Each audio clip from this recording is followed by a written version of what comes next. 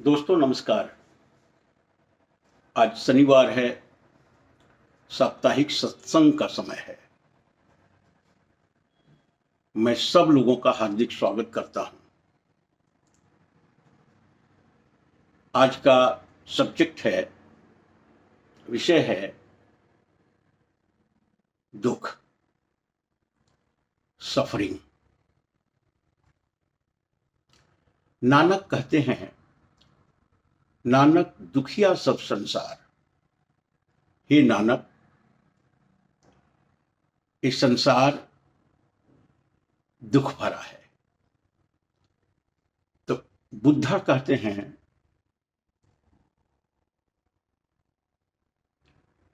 The world is full of suffering.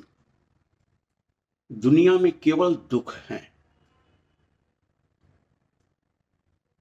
Gita कहती है, अनित्यम असुखम लोकम। ये संसार अनित्य है, इम्पर्मानेंट है, असुखम और दुखों से भरा हुआ है।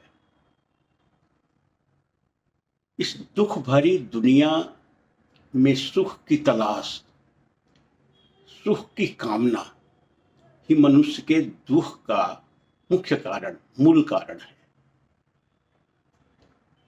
जहां सुख नहीं है, वहां हम सुख की तलाश कर रहे हैं। तलाश ही गलत है, सर्च ही गलत है, सीकिंग ही गलत है। जहां जो चीजें रहती हैं वही मिलती हैं। अब जब दुनिया में सुख नहीं है तो फिर इसकी तलाश व्यर्थ है।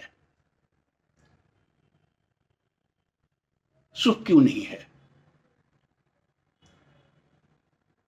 क्योंकि सुख मनुष्य की कामनाओं में छिपा हुआ है, और कामनाओं का एक ऐसा अविरल प्रवाह है जो जीवन पर्यंत अबाध गति से चलते रहता है। एक कामना की पूर्ति होती है या खत्म होती है, दूसरे की शुरुआत हो जाती है। दूसरे की पूर्ति होती है या खत्म होती है, तीसरे की शुरुआत हो जाती है। एक श्रृंखला है, और ये श्रृंखला मन का बनाया हुआ एक प्रोजेक्शन है, एक सब्जेक्टिव रियलिटी है। गीता का कहना है कि कामनाएं ही दुख का अंतिम या मूल कारण है। जब हम लोग बचपन में होते हैं, बिल्कुल शैव की अवस्था में, किड जिसको अंग्रेजी में कहते हैं, तो माँ बाप के गोद में हम लोगों को स्वर्ग लगता है। सुख का केंद्र दिखता है उनका गोद। लेकिन वहां से फिर मन कहीं और जाता है। जब थोड़ी सी उम्र और आगे बढ़ती है, वो तरुण अवस्था में प्रवेश करती है, तो सुख का केंद्र कोई तरुणी में लगता है। प्रेम होता है, और किसी तरुणी को पाने की इच्छा होती है, सुंदरता के वजह से या कुछ और कारण से। शादी होती है, फिर कुछ समय के बाद मन कहीं और जाने की कोशिश करता है। वहां उसको सुख नहीं मिलता है या खत्म हो जाता है। पढ़ता है, कॉलेज के डिग्रियों में, अपनी सफलता में वो अपने सुख को तलाशने की कोशिश करता है। वो भी मिलती है, वहां से भी मन की उड़ान फिर शुरू होती है।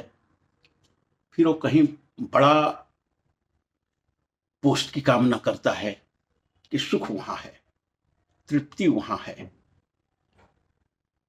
हैप्पीनेस वहां है। वो भी होता है, लेकिन वहां भी कुछ समय के बाद मन ठहर नहीं पाता है और आगे की उड़ान भरता है। फिर पैसों में सुख की तलाश करता है, लेकिन वहां भी नहीं मिलती है। फिर वो सोचता है कि हो सकता है सन्यासी बनने में सुख है, लेकिन सन्यासी बनने के बाद भी मन में वही चंचलता का भाव रहता है और वहां से फिर मन कुछ अगले उड़ान पर चल पड़ता है। मन एक जगह ठहरता नहीं है। सुख की जो तात्कालिक आभास होता है वो फ्री सैंपल जैसा नेचर का लगता है। कुछ समय के लिए फ्री सैंपल आ गया और फिर लुप्त हो जाता है। हम लोग क्षितिज को देखते हैं, होराइजन जिसको इंग्लिश में कहते हैं। क्षितिज का कोई अंत नहीं होता है, लेकिन जब एक जगह पर आप खड़े हुए क्षितिज को देखते हैं, होराइजन को देखते हैं, तो लगता है आगे आसमान जमीन सट गया है, सटा हुआ है, दोनों एक दूसरे को चूम रहे हैं। लेकिन वहां यदि आप जाते हैं तो फिर क्षितिज कहीं और दिखाई देने लगता है, क्योंकि क्षितिज मन का एक विक्षेपण है, एक प्रोजेक्शन है, कोई ऑब्जेक्टिव रियलिटी नहीं है। मन एक सब्जेक्टिव रियलिटी प्रोजेक्ट करता है और हम समझते हैं कि वही सुख है। लेकिन जब दुनिया में सुख नहीं है तो फिर नहीं है। मठों को देख लीजिए, वहां पे भी एक अपना कंपटीशन है, अपना एक स्पर्धा है, वहां पे भी लड़ाई और दंगल है। हम लोग मठ या मंदिरों में जाते हैं तो सोचते हैं कि वहां सुख है, वहां शांति है, लेकिन वहां भी शांति नहीं है। अब जब शांति नहीं है तो फिर इसको एक्सेप्ट नहीं करते हैं, क्योंकि मन की उड़ान पे किसी का नियंत्रण नहीं है, किसी का कंट्रोल नहीं है, किसी का वश नहीं है। एक उड़ान के बाद फिर कामनाओं की दूसरी उड़ान पे वो चल देता है और यही कामनाओं की उड़ान दुख का कारण है। लेकिन आदमी खोज करते रहता है, कहीं कुछ सूत्र मिल जाए, कहीं कुछ फॉर्मूला नहीं मिल जाए। यदि इसको एक गणित के सूत्र के रूप में रखें तो कुछ इस तरह का दिखता है: man plus desire equal to suffering, man minus desire is bliss, आनंद। मनुष्य के मन से यदि कामनाएं खत्म हो जाए, कामनाओं से मुक्ति हो जाए, तो वो आनंद है, वो सुख और शांति है।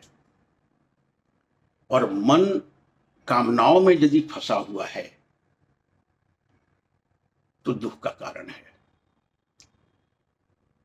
हम लोग समझते हैं कि बाहर की दुनिया में दुख, ये सुख है और उसकी तलाश में निकल पड़ते हैं, जबकि शास्त्र, वेद, उपनिषद कहते हैं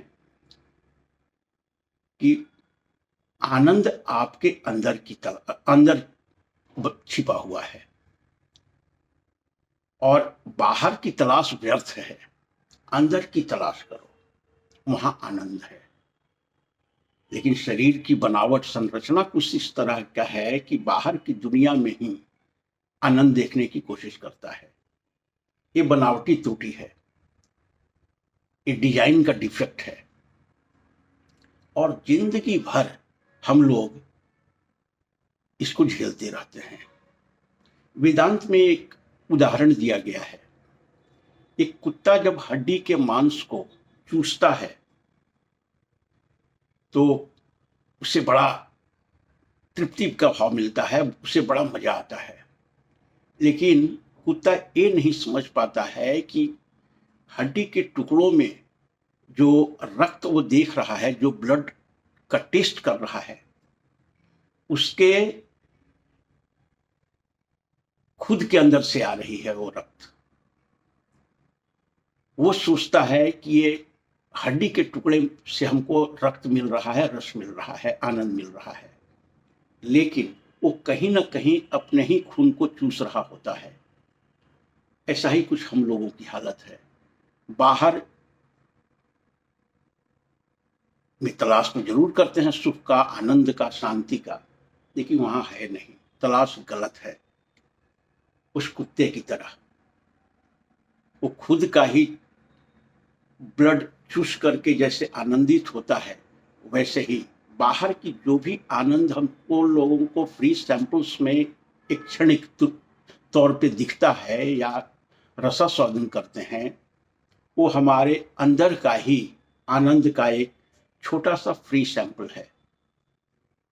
वेदांत की इन गहराइयों को समझें और जीवन को सार्थक करें। वर्तमान में रहें।